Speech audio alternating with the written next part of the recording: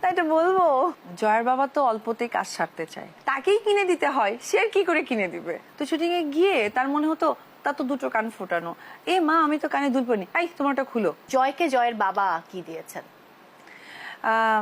জয়ের বাবা তো অল্পতেই কাজ সারতে চায়, মানে একটা খাম দিয়ে বলছে মমের সাথে গিয়ে কিনে নিও। ও, সে নিজে থেকে কিছু কিনে দেয়নি? মানে তার ওই আইডিয়াটাই, তাকেই কিনে দিতে হয়, সে আর কি করে কিনে দিবে, মানে তাকেই কিনে দিতে শেষ হয়। কবে অপু বিশ্বাস শাকিব খানের জন্য শপিং করেছে? আমি তো বাচ্চার সাথে ম্যাচ করি, মানে প্রায়ই কেনা হয়, সো মানে স্পেসিফিক বলতে পারবো না, ওই দিন শেষ ওই দিন ফার্স্ট। ও, আমি ভেবেছিলাম যে হয়তো তারিখটা বলে ফেলবে, কিন্তু খুব চালাক, সেটা বললোই না। যাই হোক, আমরা জানি যে আপনার হাতের রান্না শাকিব খান খুব পছন্দ করেন। মধ্যরাতে তাকে আসলে সেই পোলাও রান্না করে খাওয়ানো, রোস্ট রান্না করে খাওয়ানো, এটা আপনি বহুবার করেছেন। এবং কিছুদিন আগে শেয়ার করছিলেন যে খুব বেশি সময় হয়নি, অল্প কিছুদিন আগে তার জন্মদিন গেল, তখনও আপনি রেঁধে তাকে পাঠিয়েছেন এবং তিনি খেয়েছেন। কিন্তু রান্নার প্রসঙ্গ যদি বাদ দেই, এই যে প্রথম ঈদের গল্পে যাই, তাহলে প্রথম ঈদে আপনাকে কি উপহার দিয়েছিলেন?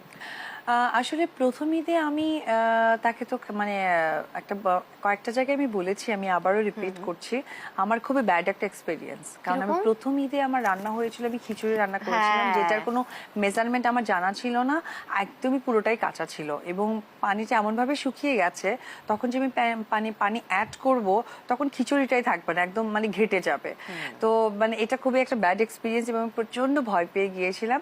বাট লাকি, আমি বললাম না যে মানে শাশুড়ি, একটা এত ভালো একটা শাশুড়ি পেয়েছি, সে আসলে এক্সট্রা ভাবে একটা রান্না করে রেখেছিল, কারণ তার কনফিডেন্স ছিল যে আমি ভুল করবো।